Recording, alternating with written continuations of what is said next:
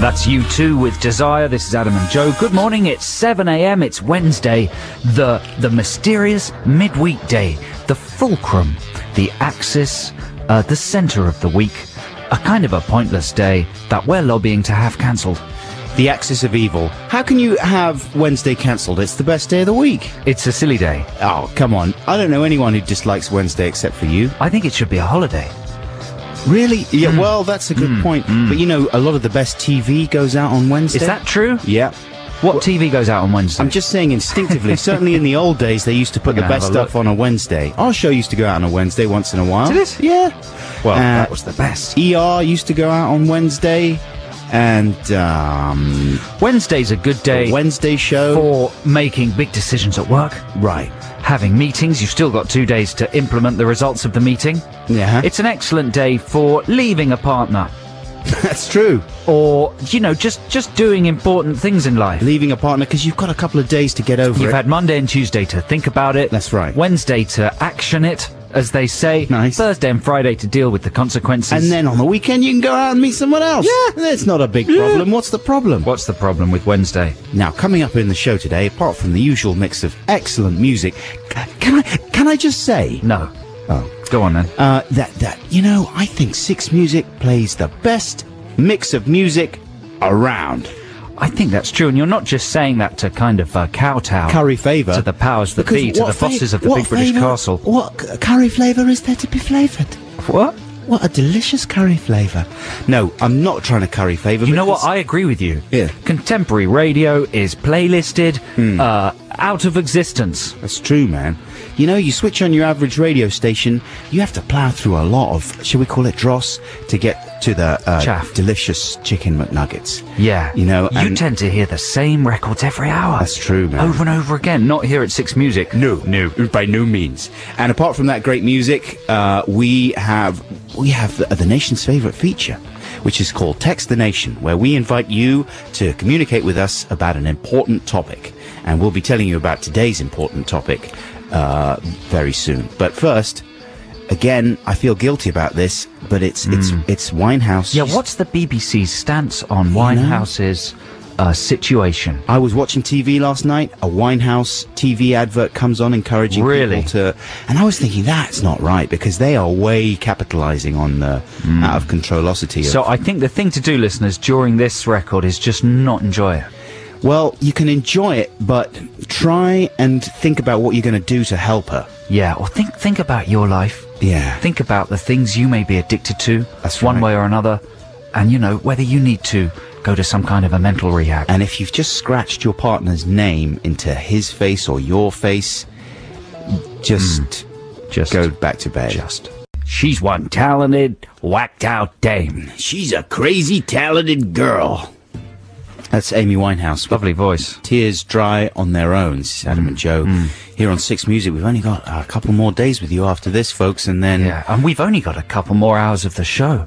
That's true. Yeah, Is that a good way to look at life? 2 hours and 50 minutes. Everything's running out. Everything's ticking away. Make the most of it while you can. Yeah. Live every day like it's your last. Well, my son said to me very poignantly yesterday, Daddy, why does time work the way it does? What did you say to that? I said, what do you mean? And he said, well, why does everything just get older and older and then it goes away and then new things come along? He's getting frightened about the idea of mortality and stuff at the moment. Really? And it's not What did you say to that? I said, listen, you're talking the wrong guy. Sean Keaveney's back next week. You might like to chat to him about it. No, I said, that's the way it works, man. There's nothing anyone can do about it. Time goes forward, and much as we'd all like to go backwards, you can't think about it like that. It's fun. There's lots of nice things about getting old, and it's great to see new things coming along. But don't worry about it. We're all in it together, I said. Do you know what I would have said to him? What would you have said? Shut up and watch the telly. Slap. Listen, I said that to him afterwards because he kept on about it. And so after I'd given him my little pep talk, I just lost my temper. I kicked him in the groin. Hey. We do not tolerate this kind of humour at the Big British Castle. I'm sorry. You were saying earlier that Wednesday was a great day for telly. You know what? You're right. There's an Ashton Kutcher film on BBC One tonight. There's The Restaurant, the new reality series on BBC Two. There's Anne Widdecombe versus the Truants on ITV. And there's Big Brother on Channel 4. Widdecombe. You see, water cooler television, they put it on Wednesdays so that it sort of bleeds throughout the rest of the week like that. Did you see the last Widdecombe thing? Well, I was very interested in her versus the Hoodies. That was the first one she did. Was it last year or earlier this year? I think it was earlier this year. And it was ridiculous. Right. Utterly, utterly pointless and ridiculous. Well, apparently... And that's exactly why they've recommissioned it. Because everybody the next day went, did you see that ridiculous woman being stupid? Yeah. And that's good enough for them. As long as you make something grating enough and ludicrous for people enough to talk about. Yeah, that's the job done. Yeah. What else have we got to look forward to? Well, actually, there is some good stuff on telly, but it starts at 11:20 on BBC Two. Brazil is on. Is it? Yeah, followed by Arrested Development. Ooh. So you got to stay up really late to catch the good telly these days. What channel's that on? BBC Two. BBC Two. The second big British castle. Should we have some more music now? This is about... Are they from Brazil, CSS? Yes, they are. And this is one of these slightly unwieldy, mad-looking bands, you know what I'm saying? Really? Their image is to sort of have no image. And yet they're kind of all over the place and sexy, and there's a lot of kind of nutty-looking women in this band and stuff. How many people are there in the band? I don't know, like 7 or something? Thereabouts. This is a band called CSS. The track's called Off the Hook. Enjoy. She's got a nice voice, hasn't she? Very Assuming nice. it's a lady, it might be a small boy. You never know in pop music these days. That's right, it's a filthy... Could be the new one from Little Chris. Kate Garraway's hair's different today. Listeners, Adam Buxton is obsessed with Kate Garraway, who presents GMTV. He's obsessed with her hair. Well, yesterday she had the most incredible hairstyle I've ever seen. You should start reading some lady mags. They probably cover her hair in some detail. Maybe I will. I might go online after this show. Really? And look for a gallery that shows all... Look, it's just normal today. She looks lovely today. Do you remember that show about the sort of modern update of Beauty and the Beast? Where the Beast lives in the sewer. In the sewer of New York. Yeah, I do. She looks a bit like the chick from that, doesn't she? Was it not even called just Beauty and the Beast, that show? Maybe. But don't you think she looks a bit like the chick? You know, I don't remember. I don't think I ever watched an episode in its entirety because it was one of the worst programs ever made, wasn't it? He was just... The Beast looked like... he looked like that guy, Fabio. Do you remember Fabio? Yeah, the muscle man. The muscle man. He had a big mullet. I'm getting a mullet. You know what I'm saying? Really? Have you ordered it? No, it's coming. It's growing. Is it? Yeah. I need a haircut. Mullets are cool. One day I'm going to wake up and I will have a mullet. After years and years of pointing at other people and saying, look at that mullet. I'll have one. And maybe, you know, that's middle age. But no, I'm disappointed about Garraway. Yesterday... This link is very rambly. Have we had permission from the Ramblers Association? It's about hair. Is it? Yeah. Okay, good. It's all about hair. And yesterday, Garraway's hair, it looked as if her hair was just hanging down normally, but then she was wearing a kind of bandana. No, it was centre parted and braided at the front, right, and left. Yeah, it's a common style. I think Lisa's probably I've never seen that style. I've never seen that style. That looks as if you're wearing a kind of sweatband, but the sweatband is made out of 2 braids of your own hair. Yeah. It's insane. It's absolutely insane. I think she's lovely, and she does very well to get up so early and be so perky. Listen, I never was impugning her presenting skills or her loveliness, because she is lovely. Shall we play some more music? Yeah, we've got some great music coming up this hour. I've got an archive session track that I'm really excited about coming up towards the top of the hour. My archive session track is coming up after this, and it's from the Young Marble Giants, but this track right now is Prefab Sprout. Now, this is not a version that I'm familiar with of this track. This is not the album version of Appetite. Weird. Let's listen to it. Well, now here's some old music on Six Music, and just a second ago you heard Prefab Sprout with Appetite. That's the non-album version, and What was that version? I didn't really like it. Didn't sound live? No, I think maybe it was the single version. They used to do quite different single versions. Really? Yeah. Well, I had the 12-inch, and it wasn't like that. That was pretty much the same, apart from the synth, and there was no harmonica on there. And the chorus was different as well. There were some higher harmonies there in the chorus. But the synth at the beginning of that was horrible. It was a bit weird, yeah. But still a great track, still a great tune. I enjoyed hearing that. Yeah, but right now, here's a track from a band who were they were around the same time, maybe a little bit before Prefab Sprout. The Young Marble Giants. I don't know a huge amount about this band, other than they were very influential in the post-punk scene, and they pioneered, or at least were part of a very stripped-down sound, you know what I'm saying? Really minimal, as you'll hear in this John Peel session from August the 18th, 1980. Hope you like this one. It's called Brand New Life by Young Marble Giants. Yeah, rocking hard with the woodblock there. Smash that woodblock. I like it.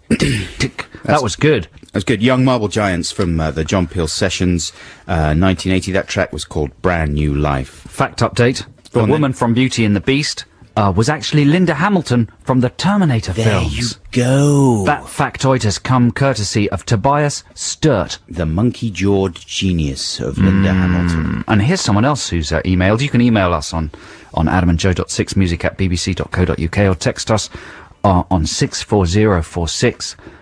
This is from Fitzy from Wales. Hey, Adam and Joe. I'd just like to say I really like the jingle for Text the Nation. I've managed to get it onto my PC and then onto my phone, and I've set it as my text received ringtone. Beep, beep, beep, beep, beep, beep, beep, beep, beep. That's good, man. I hope you receive many texts. Wouldn't it be exciting if he texted us his phone number? We could text him. Right. And activate the jingle. And it would, and it would activate. He would be part of Text the Nation, and the jingle would be on his phone at the same time. Now, wouldn't that be an exciting moment of synchronicity with the police? Yes, it would. Yeah, that would be extraordinary. I don't think anyone would ever get over that. Is it Bat for Lashes time? Here's Priscilla. Bat for Lashes with Priscilla. This is Adam and Joe on BBC Six Music. It's time for the news with Mike and Lucy. Editors there with an end has a start. This is Adam and Joe on BBC Six Music. We were just discussing during that link that I, Joe Cornish, I don't dislike editors. I think they're brilliant. Let me make that clear. But I just don't understand that kind of music. Music with that tone in it. That level of drama. Well, that level of drama, that level of seriousness, it just seems a bit silly to me. And I was asking what, like, in an attempt to understand editors and those who like them, what situation in real life would that music really be suitable for? You know, because sometimes with music you think, oh, I'm in a really good mood, I'll put on this track, or I'm feeling sad, I'll put on this track. What mood would that be suitable for, apart from reading the papers?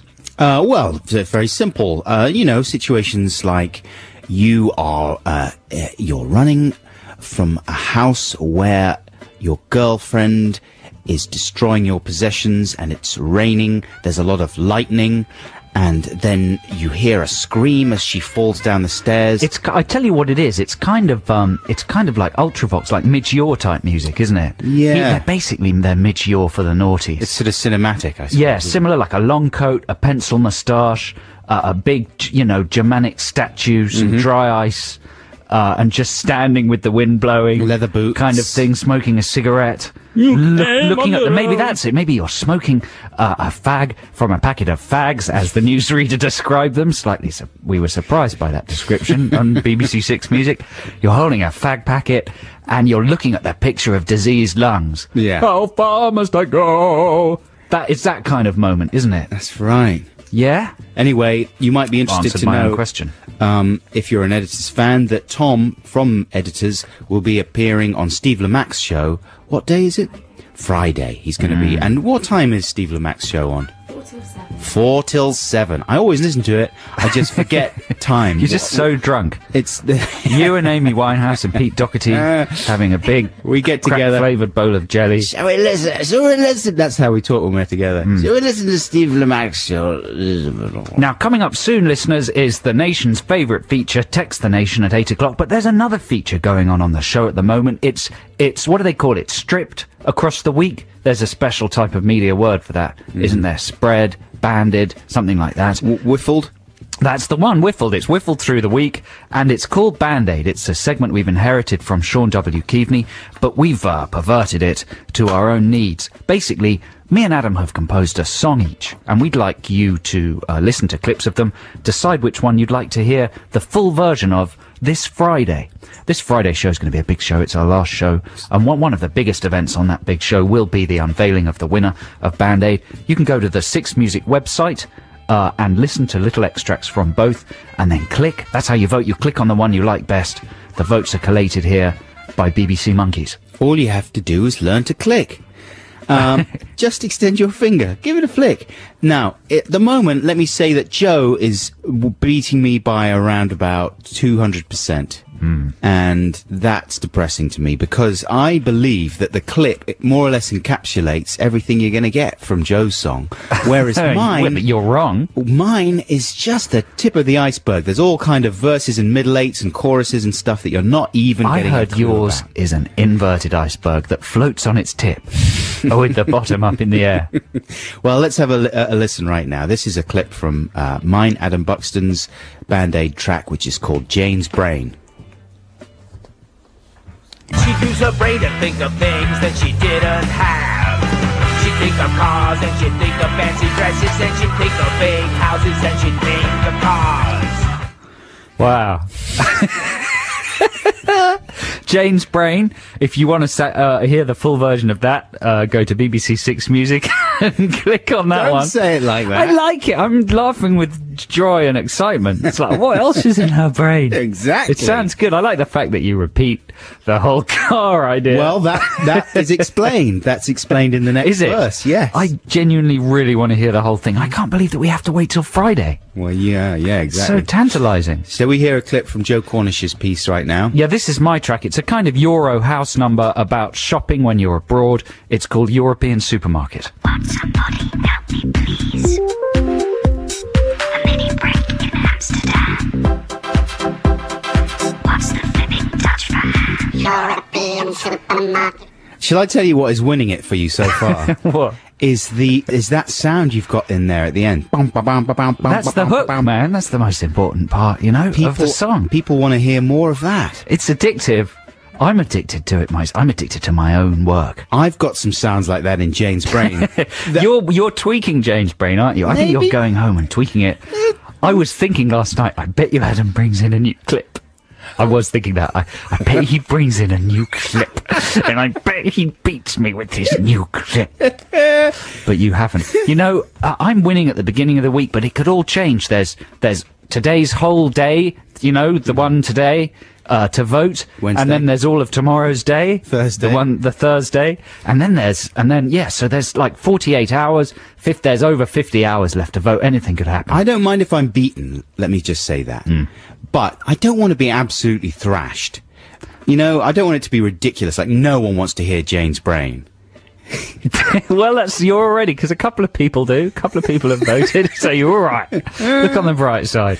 Here's Digitalism with Idealistic. That sounds fantastic, doesn't it? That's going to be very good, yeah. All those guys. There's an amazing article in Mojo the other month all about Holland Dozier Holland and all those Motown. Well, there's a terrific documentary I saw recently. I can't recall its name. I'm getting it confused with the Oasis album, but it's in the Shadow of Giants, or it's all about the musicians who played on all of those tracks. What's it called? Yeah. It was called something like that. Something like that. It was really good, and it interviewed all the drummers, and it sort of tells you how you can recognise each drummer by the very subtle differences in their fills. Ooh. And they play all the different fills, and they're some of the best fills I've ever met. Yeah, and are some of them called Phil? The drummers? Yeah. No. Oh. Okay, it's time for my archive session track, and this is one I'm really excited about hearing. One of my favourite bands, Orange Juice. Edwyn Collins has a new album coming out, a new solo album coming out soon, but this is back from the old days, from 1980. And one of the great things about Orange Juice is they're a terrific live band. A lot of their early albums just sound as if they're recorded in one take, like albums used to be. So they're guaranteed to sound amazing, if not better than the album versions. And this is a classic track. This is called Falling and Laughing by Orange Juice. Yeah, that's Orange Juice from the 21st of October, 1980, the John Peel Sessions on Radio 1 with Falling Down. Fantastic. Falling and Laughing. Sorry, Falling Down. That was Michael Douglas and Joel Shoemaker with Falling Was that Down. Joel Shoemaker as well? Yeah. You don't like Joel Shoemaker, do you? He is an absolute toilet bowl, isn't he? Hollywood directing-wise, though, for goodness sake. We should call up a list of his films a little later Okay, we'll on. do a Joel Shoemaker tribute link later. Good Lord above. Now, we've had a very confusing text It's from somebody called Al. He says he's walking 9 miles home from a night shift, right? So we should pay attention to what he wants. Go on, then. This is what he wants. Can I beg you not to play Haven't a Blue, Do You? It needs a got and another have instead of the do. Or something.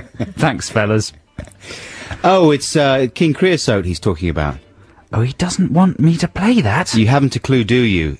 He's. Can I beg you not to play Haven't a Clue, well, do he's, you? He's worried about the grammar. It needs a got and another have instead of the do.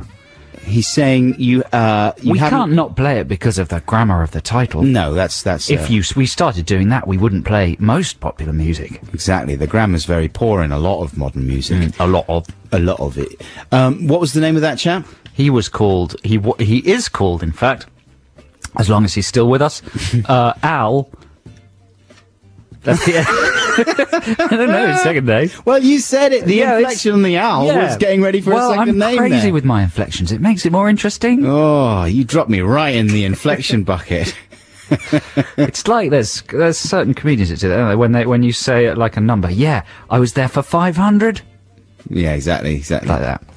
I was there for 9 minutes. What? No, that's exactly wrong. That's a bad example. Now, Joe Cornish, how do you feel about Courtney Love? Well, I'm confused about Courtney Love. Why? Because she's turning into one of these stars that struggles in America. Right. And then comes over to England and tries to kind of establish roots. Here, she was interfering with Noel Fielding for a while, wasn't she? From the Mighty Boosh. Then she had a fling with someone else. Did she try and hit on David Walliams? I'm sure she'll get her tentacles on Williams at some stage. She's been kind of... Steve Coogan she had a tryst with. There you go, Coogan. But she's always been an Anglophile. You know, Can you imagine? She used to hang around with the Teardrop Explodes Right. and the Liverpool scene way back Right. when. She was always a part of that whole area. And Britain's been in her blood for a long time. She's got some kind of crazy book out, hasn't she? With Has she? pictures of her bum. She's Something like that. she's going through a thin stage at the moment, isn't she? And Is she? She's on some insane kind of diet. She reckons confuses me. she reckons she got a little porky towards the end of the last year because she was eating lots of macrobiotic foods, and she felt the fact that they were macrobiotic was enough, so she could eat as much of them as she wanted. So she just ate loads Bucket and loads. loads of macrobiotic Wow. desserts. I'm confused about her relationship with Kurt Cobain as well, Right. who's obviously one of my rock heroes. Yeah, you love Cobain. I love it. He's like an untouchable rock god. That's right, because he seems like such a sensitive soul, and she is so much the opposite. Yeah, well, what was she his Yoko Ono? Ooh. Ooh, what does that mean? I don't know. We can discuss that more after we hear some of Hole. This is Miss World. Make of that what you will, listeners. That was Hole with Miss World. She's so defiant. She hates the Miss World pageant. She thinks it's a shallow sham. What's she talking about? It's the wonderful pageant. It's about time the Miss World pageant was targeted and exposed for the ridiculous parade of shallow values it is. Thanks, Courtney. Thanks, Love. Courtney. That's an old track, though, isn't it? Yeah. That's from Living yeah. Through This, I think. Hey, we don't usually do dedications, but Steve in London has texted us twice. Has he? Yeah. It's the most text we've ever got. He says, please wish Sarah from Edinburgh happy birthday. She's been texting you two over the past couple of weeks. Mm-hmm. Just because of that use of pirate English towards the end of the sentence, we're reading it out. Yeah, happy birthday, Sarah. Yeah, happy birthday. Have a lovely one. And big cuddles and hugs and kisses from me and Adam. Are we allowed to sing happy birthday? No, it's copyright, isn't it? It's copyright. Yeah, you have to pay about $5,000. Is that surely that's an urban myth? No, it's true. Is it? It's true. You can't sing it, but people do sing it in movies, though. Yeah, but they pay the money. They splash the cash. Right. In fact, that is a way that a lot of musicians try and make extra money is by writing new happy birthday songs. R. Kelly's got one. There you go. Yeah. Who else? Stevie Wonder, of course. We should have a compilation of those one day. if you can write a happy birthday song better than that classic, then you could be in the money forever. Never have to work again. Maybe there'll be something about that on the news right now, which is read by Nikki and... Think. Try and psychically project into the newsroom and see the newsreaders in Mike? your mind's eye. Nikki? Mike and Lucy! There we go. The Coral. He'd rather die than say goodbye, so it's best stick with him. Otherwise, he'll kill himself. There you go. Not much of a kind of circumstance to operate a relationship under. No, that's true. Championed by the Arctic Monkeys, that band are very much. They support them often, don't they? And I think we'll be doing so at some of the festivals, or have done so. Right. They're, they're a good band, and they've got a new album out, which is supposed to be very good indeed. Now, listeners, this is Adam and Joe on BBC Six Music. It's time for Serial Thriller. This is the part of the show where a listener elects 2 tracks to play back to back so that we can have some brekkie. And that in itself is thrilling, hence the pun. Serial Thriller. It's a segment that was invented by the fellow sitting in for the wonderful Sean Keaveney, who'll be back on Monday. But for the moment, we're kind of doing it. Yeah? You know, another pun would have been... yeah. I'm just stating the obvious there, but yeah, it's just radio. Doing it. Yeah. It is wicked. Serial filler they could have had. And that would imply the records were just filler. Right. Wrong. Yeah, exactly. You need the thriller to make it seem more exciting, don't you? Yeah. Who have we got on the line today? We've got Ewan Stone from Exeter. Come in, Ewan. Hello. How are you doing? I'm very well, thanks. How are you? We're absolutely fine. We've got some facts about you here, Ewan, so that we can paint more of a picture of your personality there for the listeners. Are you ready for these? I'm ready, yep. Okay. Your favourite film? What do you think Ewan's favourite film is? Just listening to his voice there, Adam. Listening to his voice, I would say his favourite film is The Last Mimsy. That's so close. Yeah? Which one is it, Ewan? It's Taxi Driver. Taxi Driver. That's a strange one to have as your absolute favourite, though. Are you a seething nutball? Yeah. Pretty much, yeah. Have you got You a are. lot of rage? I've got a lot of rage, but I keep it locked up. You and that, I mean, Definitely doesn't listen. that's unquestionably a great film. Of course, directed by Martin Scorsese, starring Robert De Niro, but... Really? Apparently so. And I was just pointing it out for any 5-year-olds listening. You know what I mean? Thanks. You never know. But it's difficult to watch, though. Here's a fact about Taxi Driver. Yeah. The only scene in Taxi Driver that doesn't have Travis Bickle in it is what, Ewan? The entire film is told through Travis Bickle's eyes, apart from one scene. What is that scene? I don't know. Oh, Isn't it the scene with lady from Moonlighting and she's in the campaign offices? No, because you can Okay, see him there's through the the window, window. that. Yeah. The only scene is where Harvey Keitel's pimp, Character. chats to pimp character. Yeah. There's a little scene with him and Jodie Foster, isn't there? Ewan. Yeah, but he beats it up. Does he beat her up or does he dance with her? I think he dances with her. And then beats her up. Right. And then beats beats her up. yeah. Isn't that a fascinating fact? That is fascinating, Joe Cornish. Joe Films Cornish. And Ewan, what do you do? How do you make your living? I work in IT and finance. And you're going on holiday to Italy this weekend, Ewan. Hooray! Yeah, Hey, that'll be whereabouts in Italy are you going? Going to Lamarche. Mark Lamarchi. Mark Lamarchi. Wow, that's a very angry town. That's where they make obsessed with pop facts. they make and brill hip-hop. cream there. And before you go on holiday, you're going for a week, Ewan? A week, yep. Before you go on holiday, will you check the 10-day weather forecast, or will you just leave it to chance? I think I'll go as far as the 5-day weather forecast. Yeah. That's good. Leave a bit of kind of mystery to the holiday. Right. Yeah. Because it can be depressing if you check that 10-day forecast, you go out there and it's totally rubbish, and you just think, why am I even bothering? Because usually it's right, that's the thing. You think, wow, weather forecasts, they're not always right, are they? Yeah, pretty much they are, when you go on holiday. Our final fact about Ewan, and maybe the most fascinating fact of all, is that Ewan is currently engaged in the making of his very own film. Is that right, Ewan? That is right, yes. You do a film course? I'm doing a film course, yep, in my you- spare time when I'm not at work. Are you making a short film, or are you launching into your first feature? I'm starting off with a short and probably ending with a short, to be honest. What's it called? It's called The Busker. The Busker. The Busker. I like it. Is it pornographic? No, family-friendly film. No. Good. No, it's not. Where's your accent from? That's not an Exeter accent, is it, Ewan? No, Scotland. Aberdeen originally. Aberdeen, right. I like the fact that our callers, we question them so much. You hear a certain weariness in, Yeah, they in run their out of voices steam. by the end of our questioning. How long's this been going on for? 6 minutes? It's like, why did I call that show? So tell us about the music you've picked out for us, Ewan. Well, it's the two songs are Hit the City by Mark Lanigan and Suds and Soda by Deus, two of my favourite artists, really. The Mark Lanigan Band and Deus, not tracks that I'm familiar with at all, actually. And Well, hopefully you'll like them. yeah, well, thank you very much. I am looking forward to making their acquaintance. Hey, Ewan, thanks for putting up with this. Thanks for calling. Right. If you listeners out there wanna do a serial thriller, then get in touch with us via email or by text. Yeah. But Ewan, have a fantastic time in Italy. I really hope the weather is perfect for you. Yeah, all right. Have a good break. Have a great day. And here's the Mark Lanigan Band with Hit the City. Wow, all those different sounds, and they were all in a sequence. Six music.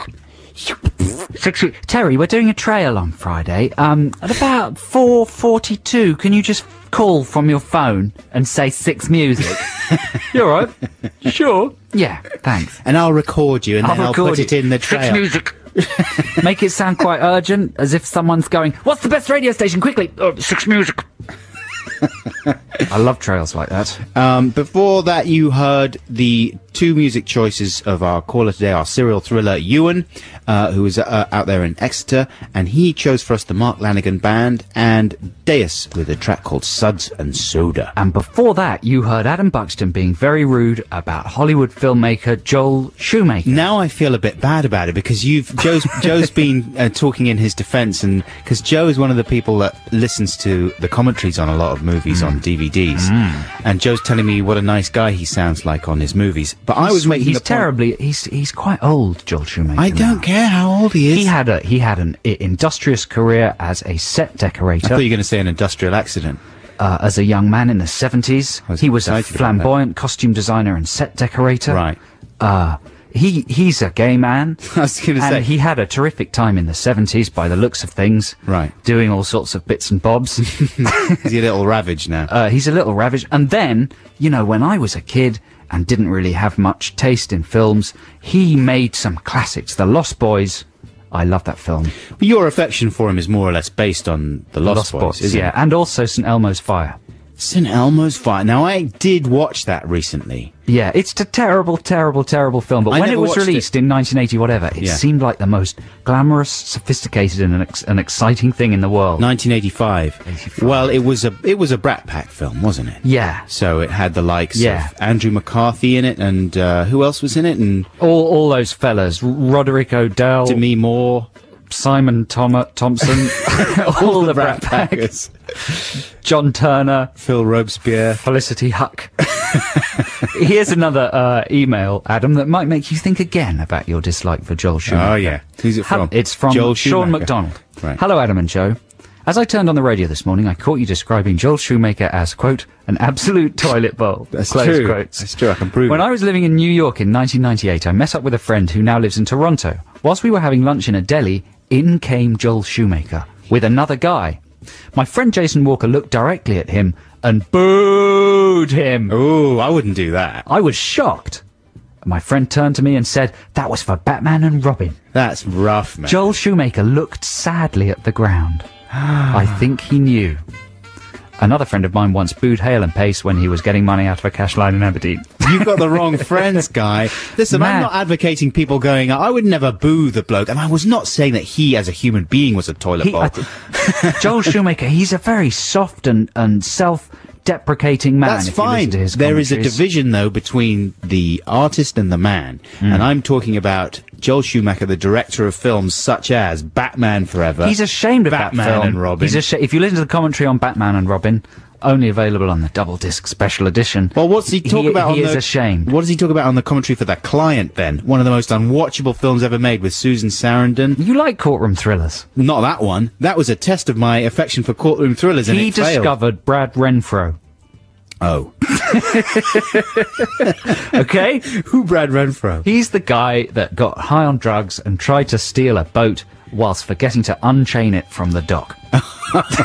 He's brilliant. He's a brilliant actor. He's in Larry Clark's Bully. Right. He's really good in that. He's in all sorts of good things. Listen, I'm not saying that he's an entirely worthless person. I don't want to have him killed or anything.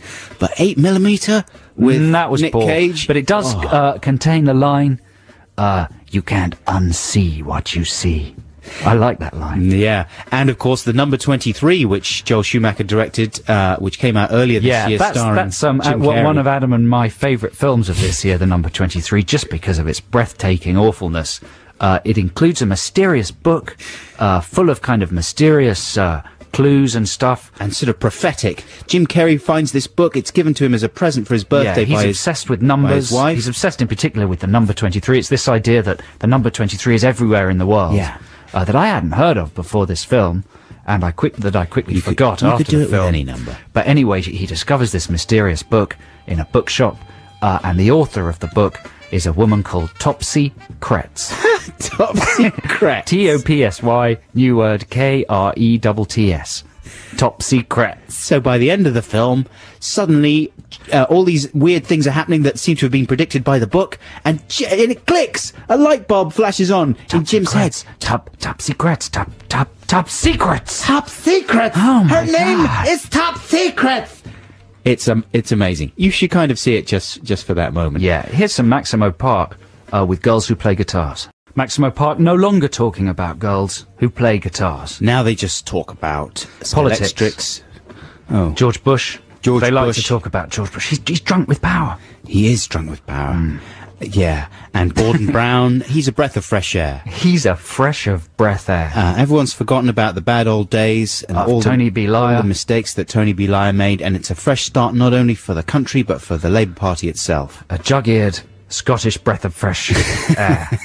Whiskey-scented air. Now, we just had a message from someone who was listening in Finland. Yes, his name's Tim Bird. He's a journalist, editor and photographer, and he says, to Adam and Joe, I've been listening to you for I've been listening to you two for 2 weeks, and I have no idea who you are.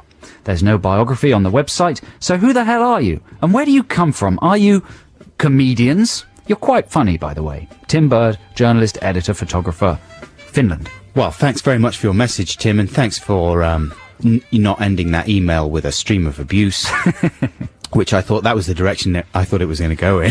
Does Wikipedia exist in Finland? It must do. Pop us into Wikipedia. We're on Wikipedia. Yeah, but there we're all over the there internet. should be a biog for us on Six Music. Basically, Joe and I used to do a TV show on Channel 4, which we started doing in 1997. It was kind of like a cutlery and dishware review show. We used to review all the latest table furnishings. Joe's joking. He's joking. I'm a comedian. He's a kind of comedian. It was like a pop culture review show, Tim, what was his name again? Tony? Tom Tim. Tom Tim from Finland. Sorry, I forgot your name there for a second. And, we used to make it ourselves. So it was homemade. It was like Wayne's World, except real. It was the way I used to explain it sometimes. And that was it. We made that for a few years. And after that, we appeared on some top 100 shows talking about scariest movies and things like that. And now we mainly beg on street corners, and we do this. Hey, we noticed in the last news bulletin he didn't say fag packets. He changed it true. to cigarette packets. We've had an effect on the news. We're powerful. And now here is the news on BBC Six Music, read by Mike and Lucy. Text the nation. Text the nation. What if I don't want to? Text the nation. But I'm using email. Is that a problem? It doesn't matter, text. Time for the nation's favourite feature, Text the Nation, where we throw the phone lines open, as opposed to the rest of the show. When they're open anyway. They're just sort of open, they creak open, but right now we're throwing them open, and we are encouraging you to communicate with us on today's Text the Nation subject, which is... Today's Text the Nation subject, Adam, is... I'm just opening the envelope that's come from the Houses of Parliament. See what the subject is. And today's Text the Nation subject is disappointing encounters with famous people. That's a good one. It's disappointing only, is it? I think so. We like to be downbeat on this show. I thought we were going to have best and worst. Let's keep it moribund. All right. Well, We could have some good ones as well. Basically, encounters with famous people. Specifically, your heroes. If there's somebody who you kind of worshipped and always imagined what they would really be like, and then maybe you ran into them or met them. Did they live up or do down your expectations? Is that a phrase? do down. Do them down. Do down. Do down. That's the kind of duvet I have. It's made from do down. Do down. Ugh. So let's give the listeners some examples, but quickly we'll give you the text number. It's 64046, or you can email adamandjoe.6music@bbc.co.uk with your encounters with the famous. You know, I was just thinking, sorry to go on a tiny bit of a tangent here, but that very sad story, I thought it was tragic about the Joel Schumacher incident with that, being booed. That's rough, man. Well, that's an encounter with a famous person. I guess it is, but I was thinking like it would be interesting, not that it would ever happen, but if you got like a load of celebrities to call in with their worst encounter with a... with normal people. With a muggle. What about, now that Sparks record, Yeah. which was a great record we just heard there. Sure. We met Sparks, didn't we? When we did the Q Awards. Years ago. Now they're people you particularly like. Yeah, but that Adam. was a painful day. I don't know about you, Joe, but I didn't feel we did our best work hosting the Q No, Awards. well, it's a tough gig. But there we go. That day I met Tom York from Radiohead. I found myself sort of... We gave them an award or something, didn't we? And then I found myself walking off the stage with Tom York, and he said to me... how does he speak, Tom York? What's his speaking voice like? It's very much like his singing voice. Kind of like that. Well, he said to me, "Are you having a nice time, then?" Is Not that a like good that. impression? Yeah, well, okay. Yeah, well, thanks. I said, yeah, God, I'm having a brilliant time, you know. It's just brilliant, you know, amazing just to be standing on a stage with you. He said, "Oh, don't be stupid, shut up." And not as if he was going, "Oh, don't be stupid." It was like, don't actually. You're making me sick. You don't be stupid. Shut up. Shut up. Shut up. I went, oh. And that was pretty much that for my relationship with Tom York. What do you say, though, to that? If someone says, oh, you know, meeting people like you, it's amazing. I'd say, wicked, thanks. It must be for you. Do you want me to punch you? Would that be wicked for you? Yes, it probably would. So there's my disappointing encounter with a famous person. I tell you what, my best encounter with a famous person would probably be when I interviewed Dustin Hoffman for Right. BBC Radio 4. He was amazing. You know what? I've got a Dustin Hoffman story Do as you? well. Yeah, what's yours first, then? Well, it was just an interview, and he was just really charming. Yeah. He talked about how tall I was, and he said, I got, this is another good impression coming up. He said, I got a brother who's really small, but he wishes he was tall. So every time he comes through a door, he bends over as if it was too short for him. That's a good anecdote. Good anecdote. Yeah, but He was just lovely. that's lovely, isn't it? To make that effort to connect with you, Yeah. especially someone like you. It's true. It is true. You know what I mean? And my Dustin Hoffman anecdote was when I was working as a bartender in a 50s theme restaurant in the West End.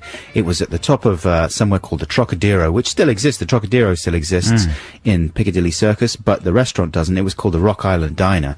And I used to work there, and my girlfriend at the time was one of the waitresses. She was lovely, beautiful lady called Karen. And one day, Dustin Hoffman came in and, with his family, and he was having a meal there.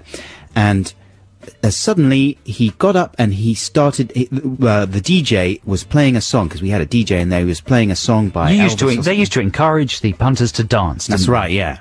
And I DJ'd there occasionally, played a lot of 50s music and stuff. And I think maybe a Bobby Darin song came on, Beyond the Sea or something. Does Dustin start dancing? Dancing, Dustin? Dustin got up and he started dancing with my girlfriend Karen, and he did an amazing job, though. It was really beautiful. He was a brilliant dancer, and Karen was literally swept off her feet. She was on roller skates, and Karen was very tall as well.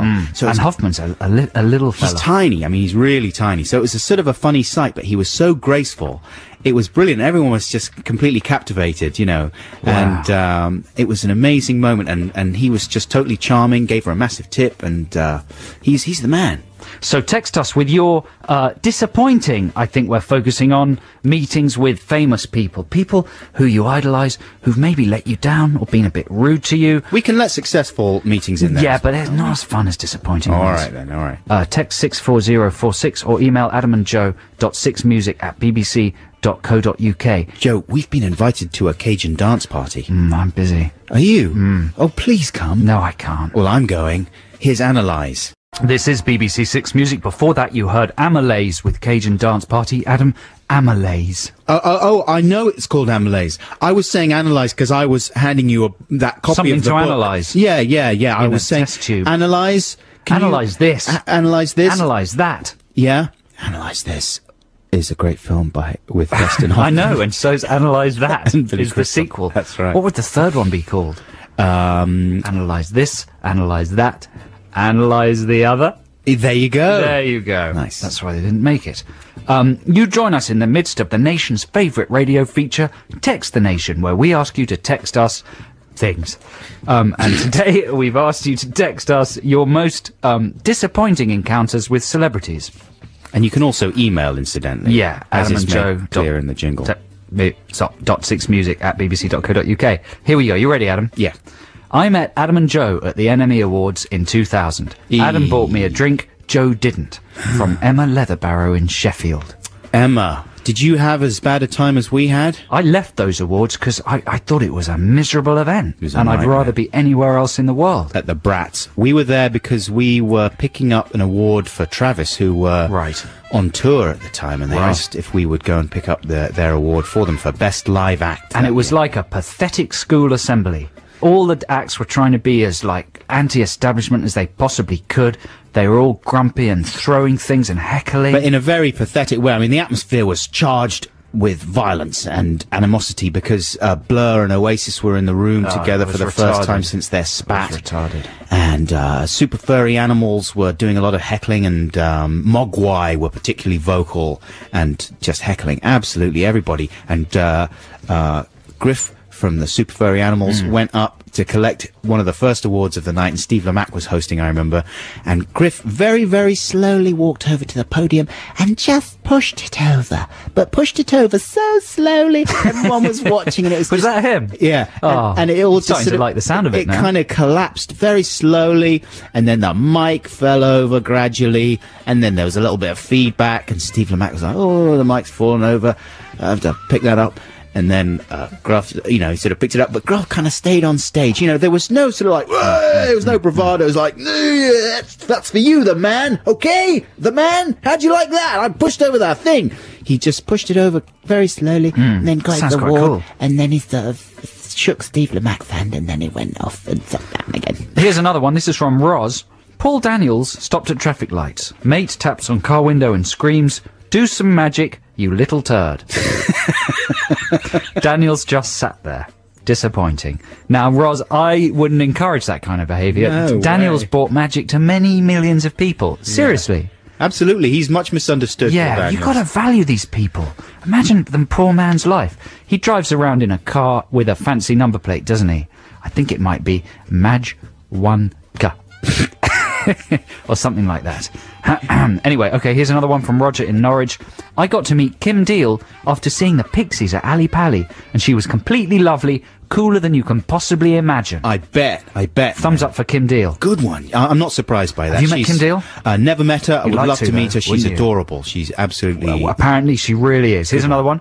This is from Ellen from Liverpool. My boyfriend Jim and I met Colin from Radiohead.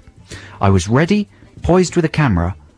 What? No, my boyfriend Jim and I met Colin from Radiohead. I was ready, poised with a camera, when Jim asked for a photo with him, but Colin shut us down immediately, refusing point blank. No photographs. Well, it doesn't put the anecdote in context there. Maybe it wasn't a good time. There's Do you all know sorts Colin? of...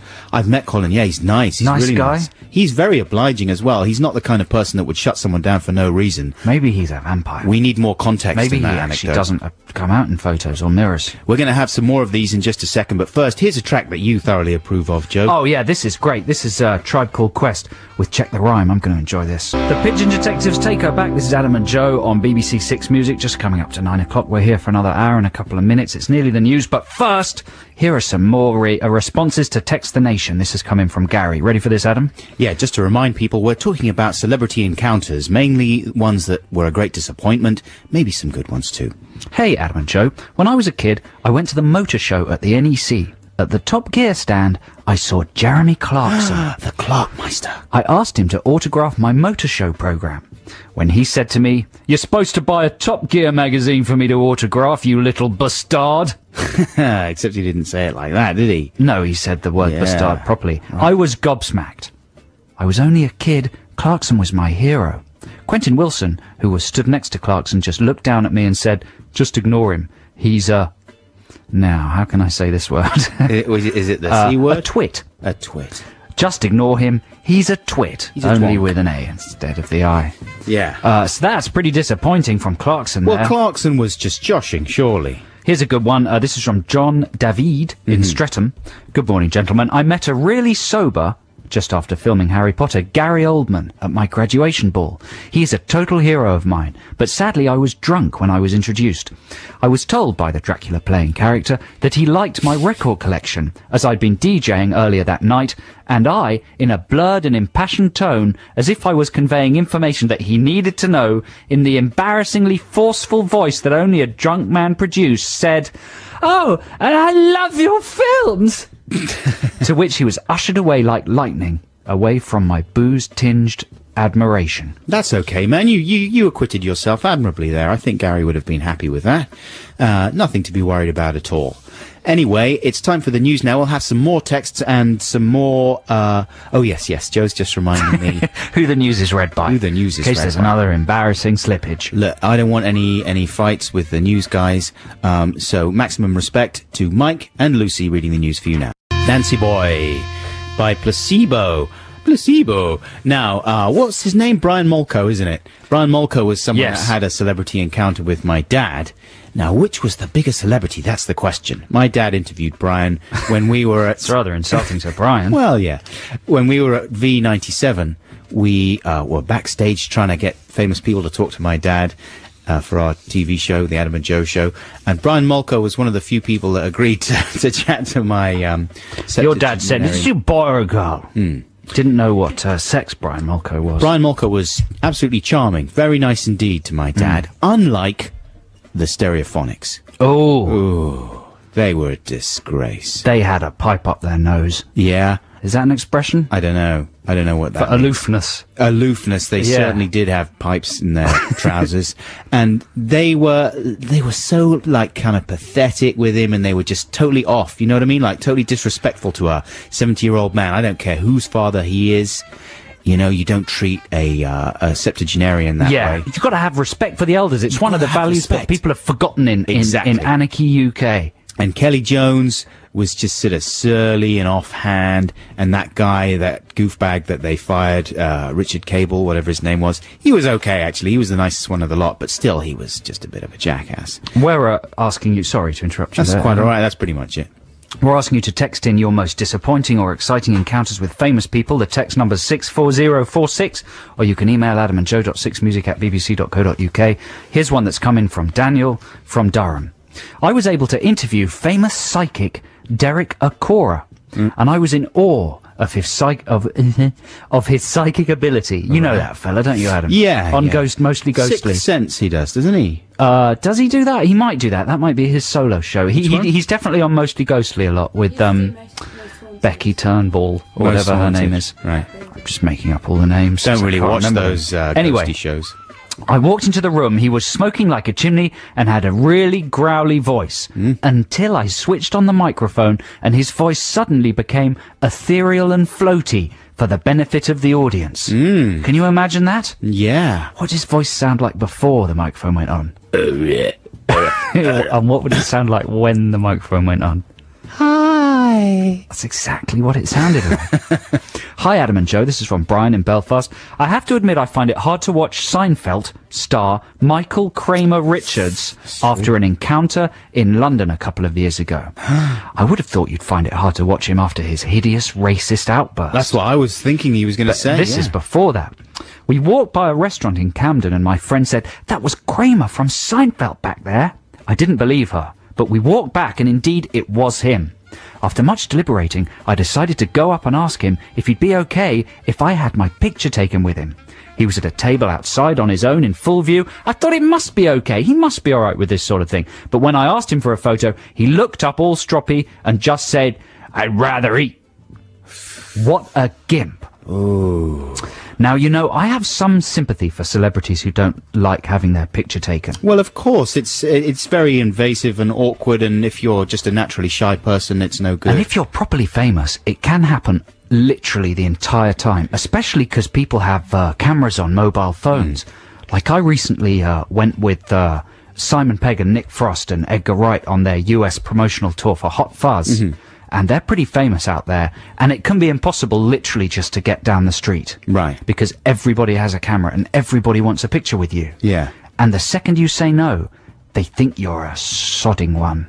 Yeah, that's true, isn't it? However, it's very easy to deal with those situations in a way that that lot, Simon and Edgar and Nick, are very good at. You know, they're pretty much unfailingly obliging, aren't they? And they deal with people who like their stuff very, very well. That's all you have to do generally, because it's like their lives aren't completely taken over by it. And Michael Richards, if he's going to decide to sit outside, as that bloke was saying, who was that that sent in that message? I don't know. No, it was Brian from Belfast. Brian, I kind of agree with you there. You know, and it's very easy if you don't want your picture taken to be polite about it and not just kind of throw a little strop fit. Yeah. So that's 2 strikes against Richard, I reckon. Richards, you're off our list.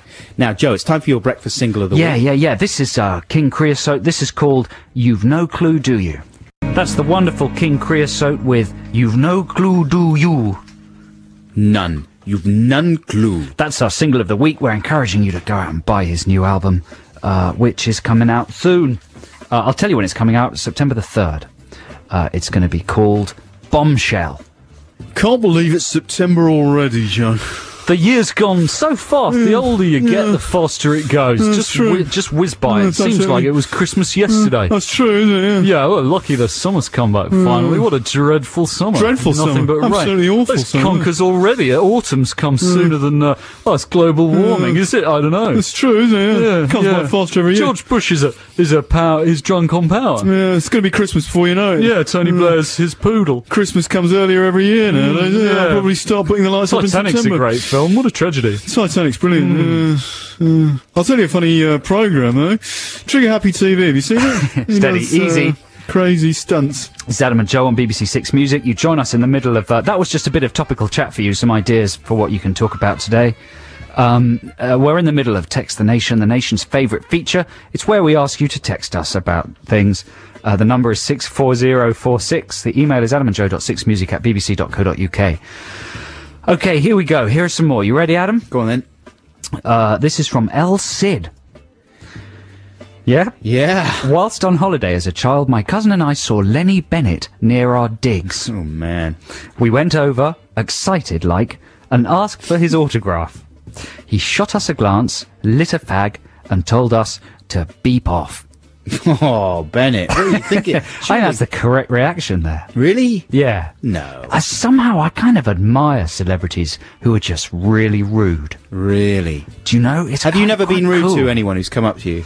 No, I'm always so excited. Well, it if doesn't anyone happen to comes. us that often, so we're always very pleased when it does. Yeah, but well, we're lucky because if people know who we are, they tend to like us. If they don't like us, then they just don't know who we are. Yeah, they're right? not- yeah. If you're properly famous, everybody knows who you are, whether they like you or not. That's true, So exactly. you get like a critique from everybody. Yeah, everyone's got an opinion. Yeah.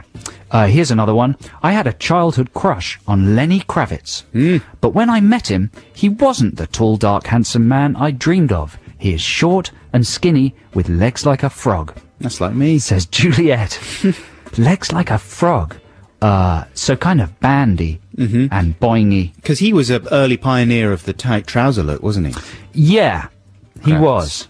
He loves all that stuff, the rock posturing. Yeah, he's a silly fellow. He's apparently one of the nicest people Is that really so? on God's green earth. Really? Who's Yeah. told you that? Our old manager, Fenton. Really? Yeah. The Kravitz? He's hung out with him in LA and just says he's the best company. Really? He's really He's nice. very sexy. He's a good-looking man. Yeah. He gets all the best-looking I girlfriends. bet he does. I bet he does. Goodness. But he's got legs like a frog. He's got legs like a frog Better and... not go to France. don't You'll care. get cooked up and eaten. Very funny, Joe. Very It's a amusing. French dish. Very amusing. I don't care for his music. Really? No, by no means. Here's another one from Chris in Forest Gate. When I was about 13, I was using a phone box in the South Bank. When I finished, I turned and saw Rod Hull waiting behind me.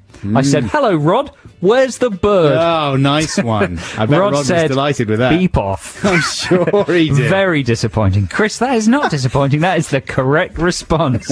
Where's the bird? There's the bird. It's people like you, Chris, that make... The world go round. Well done. This is Adam and Joe on BBC Six Music. It's time for some music. This is... Oh, it's a free choice. This is a track for anybody who's breaking up with their girlfriend today. It's called Get Out of My Life, Woman. It's by Lee Dorsey. Text the nation. Text the nation. What if I don't want to? Text the nation. But I'm using email. Is that a problem? It doesn't matter. Text. That mixed really well, didn't it? The Calvin Harris Into the Text the Nation jingle. Yeah, he should consider covering that. He maybe. should integrate it into his set. He played live in the Hub yesterday, and you can listen again to his amazing set. There were about 100 cameramen filming the set. It was amazing. It was like an important event. It was a real production number, and I think you can see the video online, can't you? Yeah, you just go to BBC Six Music.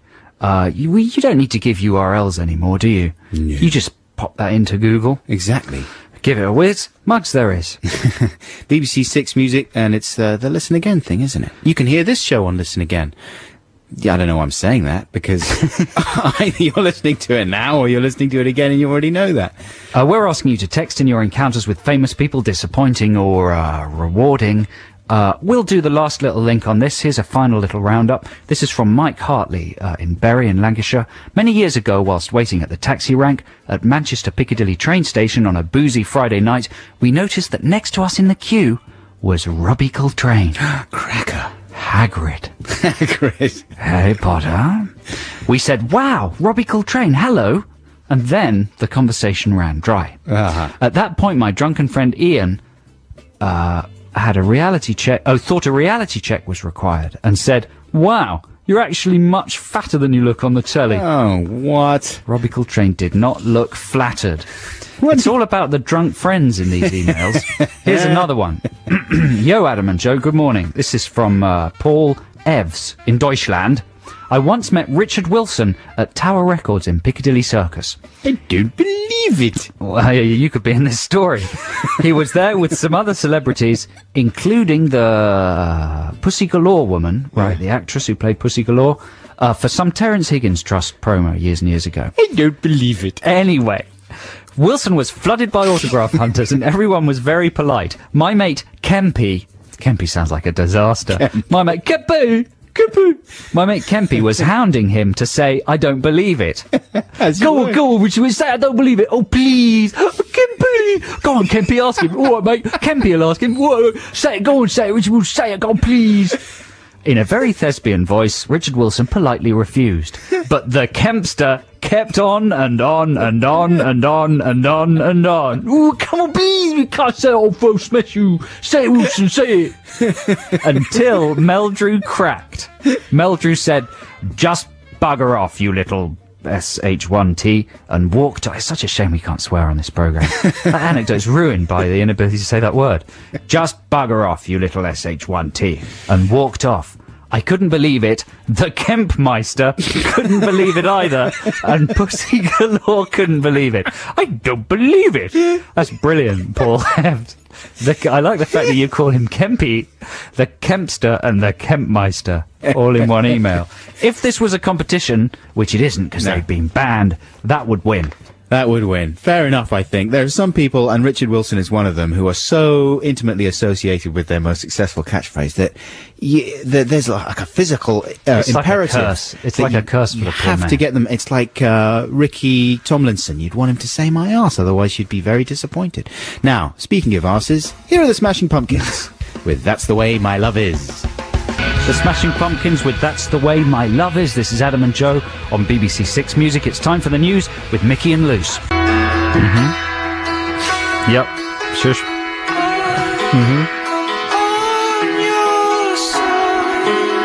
Good news. Thank God.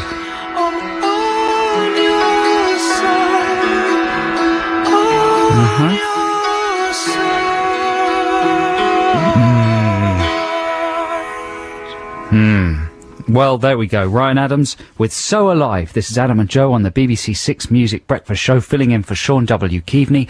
We've only got 2 and a bit shows left. How do you know he's called Sean W. Keaveney? Because somebody texted and said that he insists on being called W. Does Is he? that not right, Jenny? You work on his show, right? He doesn't insist on it, but he can. He doesn't. I've been a fool. I think his middle name begins with a W, doesn't Likes it? it. You're going to get in trouble with I'm going to get in trouble with the keys. all sorts. Yeah, I tell you who else you're going to get in trouble Who? with. The newsroom. Now, you might have heard that I referred to the newsreaders as Mickey and Luce. I don't know if they like that. I'm trying to bring a bit of levity to serious news, but, They're but journalists, just now, Lucy came into the studio. She didn't look that happy about it. I thought she looked lovely. She looks lovely, and she was talking about something else, but that I detected from her air that maybe... We were like trespassing on her territory. Well, you know, they're serious journalists. They're trained professionals. She does the music news. That doesn't matter. She's still That's a trained not serious journalist. news. Nothing course that it is. ever happened in music ever affected the world in any important way. Joe Said Stephen Boston, a journalist from America, in an article that I disagreed with. It's time for a track from our album of the day by the Polyphonic Spree. It's their new album. It's called The Fragile Army. This track is called Running Away. We'll tell you a bit more about the Polyphonic Spree after we hear the track. This is good stuff. Yeah. The Polyphonic Spree, the insane musical cult that it would be okay to have your kids kidnapped by. Is that something you just made up? Yeah. Oh, that's very good. Don't you think that's true? That's not something that Tom Boston said in an article once. No. Wasn't it Simon Boston? Simon Boston. No. Well, he might have. He's a very perceptive journalist.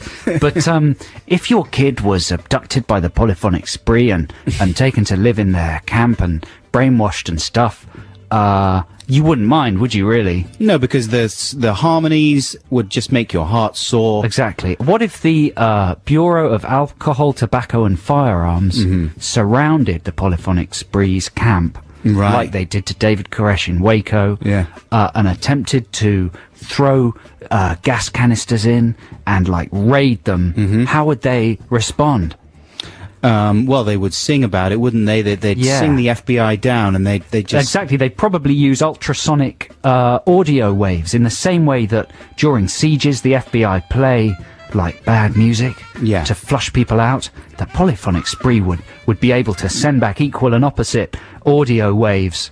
What was it? Wouldn't They played These Boots Are Made for Walking by Nancy Something Sinatra. over and over again during some sort of siege. It was either with Cuba, David was it? Koresh or it was with Gaddafi. Someone like that. Someone like that. Anyway, that was from our album of the day, the Polyphonic Spree's album, The Fragile Army. That was a track called Running Away. It's their third album, and here are some facts.